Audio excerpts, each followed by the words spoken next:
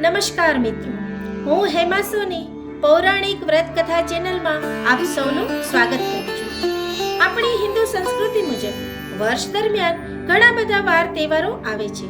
તેનું ઉજવણું, મહાત્મય, કથા અને વ્રત કેવી રીતે કરવું તેની ઊંડાણપૂર્વકની માહિતી આપવાનો મેં એક નાનકડો પ્રયાસ આપની સમક્ષ કરેલ છે. તો મિત્રો, ગમે તો લાઈક, શેર અને સબસ્ક્રાઇબ જરૂરથી કરશો. શ્રાવણ માસમાં કરવામાં આવતું વ્રત એટલે જીવંતિકા વ્રત. આ વ્રત શ્રાવણ માસના પહેલા શુક્રવારથી અથવા કોઈ પણ શુક્રવારથી થઈ શકે. વ્રત કરનારે દર શુક્રવારે જીવંતિકા દેવીના નામનો દીવો કરી ભક્તિ કરવી. એકટાણું પણ થઈ શકે, પરંતુ તે દિવસે પીળું વસ્ત્ર પહેરાય નહીં. કાશી નગરીમાં એક રાજા રાજ કરે. તેને રાણી પણ શાણી અને સદ્ગુણી મળી હતી. તેથી તે પોતાને ભાગ્યશાળી માનતો હતો. બંને બધી વાતે સુખી, પણ સંતાનનું દુઃખ હતું. તેથી રાત દિવસ તેઓ ચિંતા કરતા હતા. રાણીને એક દાસી હતી, તે સુયાણીનું કામ પણ જાણતી. તેને ભાળ મળી કે ગામમાં એક બ્રાહ્મણી ગર્ભવતી છે. તેને 3 માસ થયા છે. આ જાણ્યા પછી તે રાણી પાસે આવી અને રાણીને ઉદાસ બેઠેલ જોઈ કહેવા લાગી, રાણીમાં, તમે ઉદાસ કેમ દેખાવ છો? રાણી બોલી, મારું દુઃખ તો તું જાણે છે. મને બતાવ કે મારું વાંઝિયા મેળું કઈ રીતે ટળે. દાસીએ પોતાની યુક્તિ જણાવતા કહ્યું, રાણીબા, આપણા ગામમાં પુરાણીની પદ્માને દિવસો રહ્યા છે. હાલમાં તેને 3જો મહિનો ચાલે છે. 6 મહિના બાદ તેની સુવાવડ આવશે. ત્યારે તેનું બાળક હું ચૂપકીથી તમારી પાસે મૂકી જઈશ. પણ હા, તમારે આજથી એવો ડોળ કરવાનો કે તમને દિવસો રહ્યા છે અને 3જો મહિનો ચાલે છે. આમ કરવાથી પારકા સંતાનો પણ તમારા કોડ પૂરા કરશે. રાણીને આ વાત ગમી ગઈ. ત્યારથી નગરમાં આ વાત ફેલાઈ કે રાણીને દિવસો રહ્યા છે અને હાલમાં 3જો મહિનો ચાલે છે. ખરેખર ભગવાને રાજાની લાજ રાખી.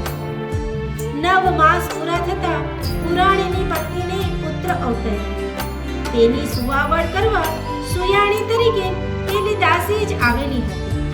તેણે રાણીના કયા મુજબ બ્રાહ્મણીને અવતરેલા છોકરાને ચાલાકીથી રાણી પાસે પહોંચતો કરી દીધો અને ઠાવકું મોઢું રાખી મહેલમાંથી બીજી દાસીઓને તેણે ખબર આપી કે રાણીબાઈએ એક કૃપાળા પુત્રને જન્મ આપ્યો છે.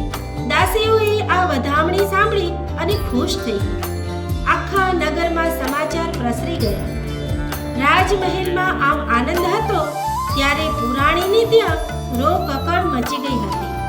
બ્રાહ્મણીને બાળક તો અવતર્યું, પણ તે ક્યાં ગુમ થઈ ગયું તેને કોઈને ખબર જ પડી નહીં. આથી બ્રાહ્મણ અને બ્રાહ્મણી કલ્પાંત કરી રહ્યા હતા. બ્રાહ્મણી દર વર્ષે જીવંતિકા દેવી વ્રત કરતી હતી. આ વખતે પણ શ્રાવણ મહિનાના પહેલા શુક્રવારથી તેણે જીવંતિકા દેવીનું વ્રત આદર્યું હતું અને 3 શુક્રવાર પસાર થઈ ગયા હતા. એટલે તેનું શ્રદ્ધાપૂર્વકનું વ્રત ફળ્યું હતું. જીવંતિકા દેવી તેના ઉપર પ્રસન્ન થયા હતા અને તેનો પુત્ર જે રાણી પાસે હતો તેનું રક્ષણ કરતા હતા. બ્રાહ્મણીનો પુત્ર રાજાને ત્યાં લાડકોડમાં ઉછેરવા લાગ્યો. દિવસે દિવસે કુંવર મોટો થતો ગયો. ભણીને તે હોશિયાર થયો. ત્યારે રાજા એકાએક મૃત્યુ પામ્યો. હવે રાજગાદી ઉપર કુંવર બેઠો. તેણે કુશળતાથી વહીવટ ચલાવી અને પ્રજાનો પ્રેમ સંપાદન કરી લીધો. એક દિવસ કુંવર પિતાનું શ્રાદ્ધ કરવા જરૂરી સામગ્રી લઈ તીર્થધામ તરફ ચાલી નીકળ્યો. ચાલતા ચાલતા તે સંધ્યા ટાણે એક ગામમાં આવી પહોંચ્યો. ગામમાં વણિકની એક હવેલી હતી. ત્યાં કુંવર આવ્યો અને વણિક શેઠને કહ્યું, આ હવેલી આપની હોય તો મને રાતવાસો રહેવા દો. વણિકે કુંવરને આવકાર આપ્યો. તેને જમાડી સૂવા માટે મુખ્ય દરવાજા આગળ ખાટલું ઢાળી આપ્યું અને તેના પર ગાદલું પાથરી દીધું. એટલે કુંવરે આડે પડખે થયો. પણ ચાલીને ખૂબ જ થાકી ગયેલો, તેથી તેની આંખો ઘેરાવા લાગી. કુંવર જ્યાં જાય ત્યાં તેનું રક્ષણ જીવંતિકા દેવી કરતા હતા. અહીં પણ કુંવર સૂતો તેવા જ જીવંતિકા દેવી તેના રક્ષણ કાજે તેની સમીપ આવીને ઊભા રહ્યા. થોડી વારે કોઈના રડવાનો અવાજ સાંભળી કુંવર જાગી ગયો. ઉઠીને દીવાના પ્રકાશમાં જોયું તો ખંડના એક ખૂણામાં સૂતેલો વાણિયો રડી રહ્યો હતો. કુંવર તેની પાસે ગયો અને પૂછ્યું, વણિક શેઠ, તમને શું દુઃખ છે કે આમ રાતના રડવા બેઠા છો? વણિકે કહ્યું કે હે મુસાફિર, મારે ત્યાં જેટલા બાળક જન્મે છે તે બધા 7મે દિવસે મરી જાય છે. આ વખતે મારી પત્ની સુવાવડમાં છે. તેને રૂપાળો દીકરો અવતર્યો છે. આજે તેની છઠ્ઠીનો દિવસ છે અને કાલે 7મો દિવસ ઉગતા જ દીકરો મરી જશે. આથી હું રડી રહ્યો છું. રડો નહીં તો શું કરું? કુંવરે કહ્યું, શેઠ, વિધિના લેખ પર કોઈ મેઘ મારી શકતો નથી, માટે અફસોસ ન કરો. બંને વાત કરતા બંધ થઈ ગયા. શેઠ પાછા સૂઈ ગયા અને કુંવર જાગતો પડ્યો રહ્યો. બરાબર મધરાત થઈ હશે ત્યાં વિધાતા દેવીએ હવેલીમાં પ્રવેશ કર્યો. તે જોઈ કુંવરની રક્ષા કરી રહેલા જીવંતિકા દેવીએ પડકાર કર્યો, વિધાતા, તું છોકરાના છઠ્ઠીના લેખ લખવા આવી તે જાણ્યું તો બતાવ કે તું શું લેખ લખવાની છે. વિધાતાએ કહ્યું, એ કોઈને કહેવાય નહીં, છતાં તમે જીવંતિકા દેવી છો એટલે કહું છું કે સવાર પડતા જ આ છોકરો મરી જશે. આટલું લખવાનું છે. જીવંતિકા દેવી કહે, હું આ ઘરમાં છું એટલે તું છોકરા માટે એવું અશુભ તો નહીં જ લખી શકું. દીર્ઘાયુ લખીને તું તારા રસ્તે પડી જજે. વિધાતા લાચાર બની ગઈ. તે છોકરા પાસે ગઈ અને તેના છઠ્ઠીના લેખમાં દીર્ઘાયુષ્ય લખીને ચાલી ગઈ. સવારે વાણિયાને પડખે સૂતેલા છોકરાને જીવતો જોયો ત્યારે તેના હરખનો પાર રહ્યો.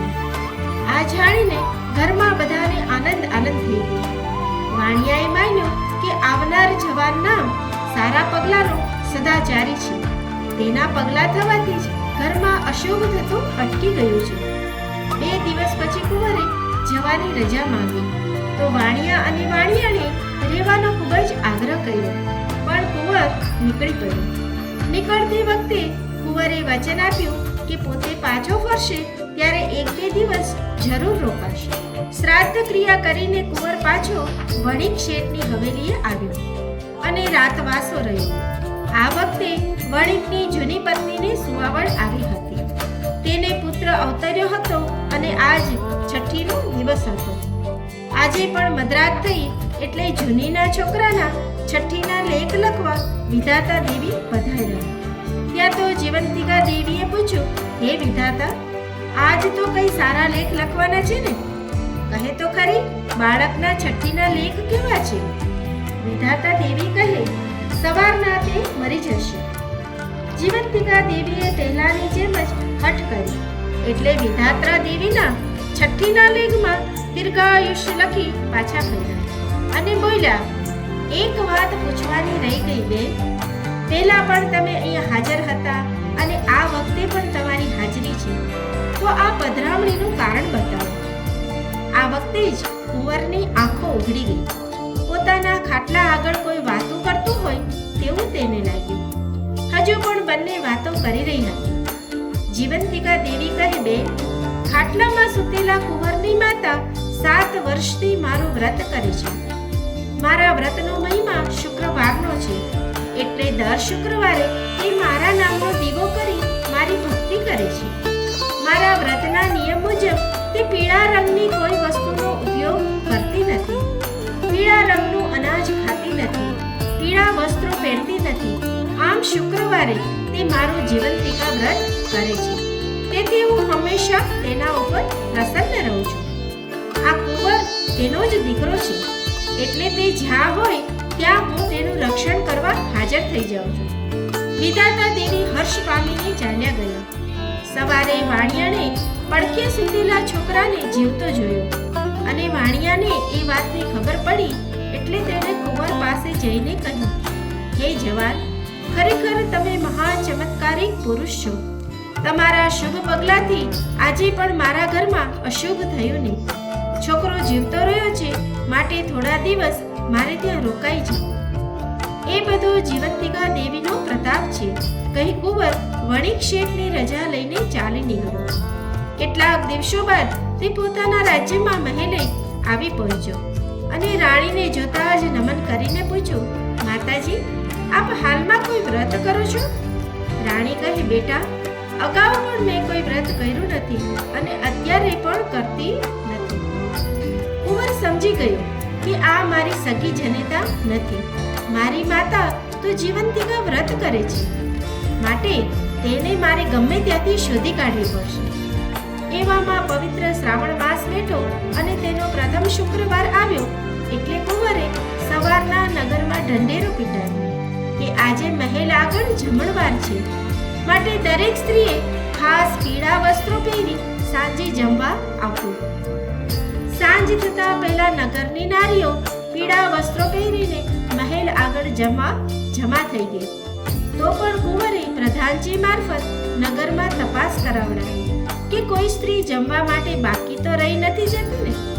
તપાસમાં પ્રધાનજીને એક બ્રાહ્મણીએ એવું કહ્યું કે હું જીવંતિકા વ્રત કરું છું, તેથી શુક્રવારે પીળા રંગના વસ્ત્ર પહેરતી નથી, માટે મારાથી જમવા આવી શકાશે નહીં. કુંવરે બ્રાહ્મણીને પહેરવા ગુલાબી વસ્ત્રો મોકલાવ્યા એટલે તે સાડી પહેરી અને બ્રાહ્મણી જમવા આવી. ત્યાં કુંવર જ હતો. મા દીકરાએ એકબીજાને જોયા. સાથે જ બ્રાહ્મણીને દીકરા પ્રત્યે હેત ઉભરાયો. તેને ધાવણ ચડ્યું અને દૂધની સેર છૂટી અને પાઠ પર બેઠેલા કુંવરના મુખમાં પણ. આ આશ્ચર્યજનક બનાવ જોઈ સૌ સ્તબ્ધ બની ગયા.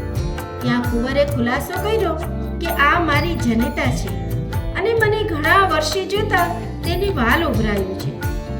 આ સાંભળી બ્રાહ્મણી બોલી, બેટા, તારી માતા તો રાણી છે, છતાં તું મને કેમ માતા કહે છે? કુંવરે બંને દેવીઓ વચ્ચે થયેલી વાતચીત કહી સંભળાવી અને વધુ ખાતરી કરવા તેને રાણી પાસે લઈ બોલ્યો, રાણીબા, સાચું કહેજો, હું તમારો સગો દીકરો છું કે તમે મને પાળી પોષીને મોટો કર્યો છે? રાણીએ ખરી હકીકત કહી એટલે સર્વમાં જાહેર થઈ ગયો કે બ્રાહ્મણી એ જ કુંવરની ખરી માતા છે. આ વાતની ખબર જમવા આવેલી સ્ત્રીઓમાં પડતા તે બ્રાહ્મણી પાસે આવી અને કહેવા લાગી કે ગોરાણીમાં, તમે જીવંતિકા વ્રત કરો છો તો અમારે પણ કરવું છે, તો કેવી રીતે અને ક્યારે કરવું તે સર્વ વિધિ અમને જણાવો. બ્રાહ્મણીએ કહ્યું, શ્રાવણ માસના પહેલા શુક્રવારથી આ વ્રતનો આરંભ કરવાનો. જો પહેલા શુક્રવારે કોઈ અકારણ ન થાય તો બીજા શુક્રવારથી પણ વ્રત લેવાય. વ્રત કરનારથી પીળી વસ્તુનો ઉપયોગ થાય નહીં. વ્રત કરનારે સવારે નાહીને જીવંતિકા માતાનું નામ લઈ 5 દિવેટવાળો દીવો પ્રગટાવી માતાજીને નમન કરવું. પછી હાથમાં ચોખા લઈ ચારેય દિશાએ ઉછાળવા, જેથી પરગામ વસતા બાળકોનું જીવંતિકા માં રક્ષણ કરે છે. માતાના નૈવેદ્યમાં સાકરનો કંસાર કે શીરો ધરાવવાનો.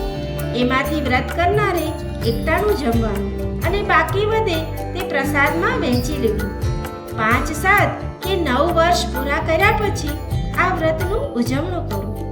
તેમાં સૌભાગ્યવતી સ્ત્રીઓ, કુમારિકાઓ અને બાળકોને જમાડવા અને તેમને ગુલાબી વસ્ત્રો આપી રાજી કરી અને રવાના કરવા.